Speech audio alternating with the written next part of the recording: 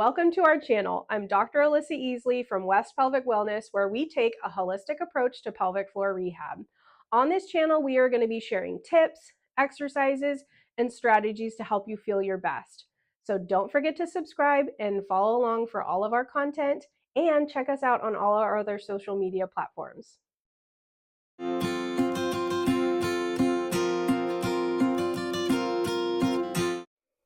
Today, let's chat about how stress can affect your pelvic floor.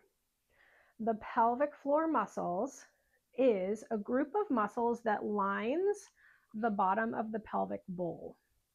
They are a postural supporting group of muscles. So basically that means they are active and on almost all the time. Because they are one of those postural supporting group of muscles, they have big ties to our brain and our nervous system.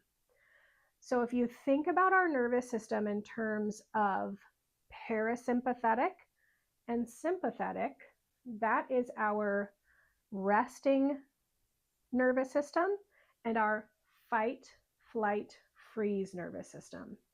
If our life is in a current state of more of that sympathetic dominance, fight, flight, freeze response because of chronic stress, illness, life factors like relationships, mental and emotional health, that is ultimately going to have an influence on your pelvic floor muscles.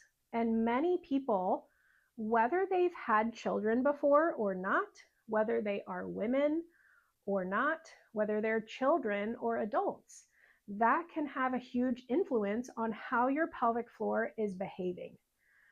If you are stuck in that fight or flight freeze response, the pelvic floor is oftentimes staying on guard. It is a protective response of the body to keep these muscles engaged, and almost some people describe it as like a clenched type of activation. You may also feel that same type of clenched activation in the abs, in the neck, or the jaw.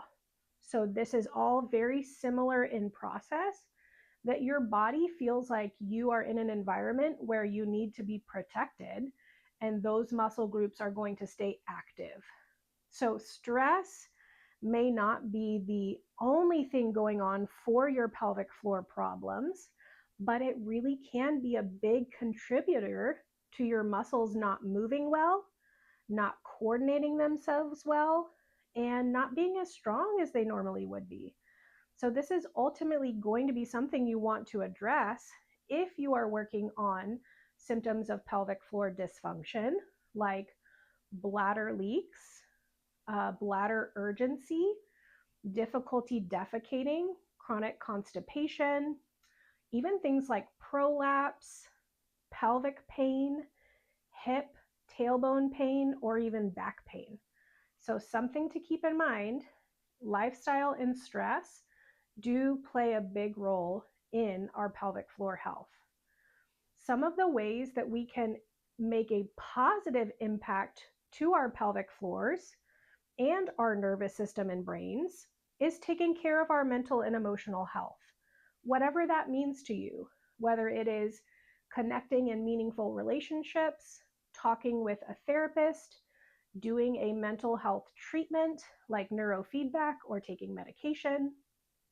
I also really recommend choosing activities in our weeks, if not every day, that you like, that you enjoy. That helps switch your brain out of sympathetic and into that parasympathetic resting response. Movement and exercise can be a huge part of that.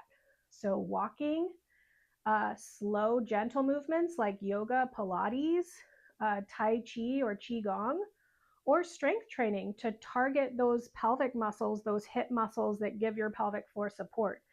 Even if you are dealing with guarded, protecting muscles and pain, strength training can be a huge thing for your body. And then other things that help our nervous system are getting good sleep, having good sleep habits, getting good nutrition, feeding our bodies well so that they are able to feel secure and safe versus insecure and unsafe. Let's acknowledge that stress doesn't go away overnight. So don't hear this list of things and think that you have to change all of them tomorrow. That is not really going to produce you lasting changes. So choose one or two, and what can you do better in the next week or tomorrow, even if it's only 2%. Those type of changes are going to create lasting, happy relationship with your pelvic floor and the rest of your body.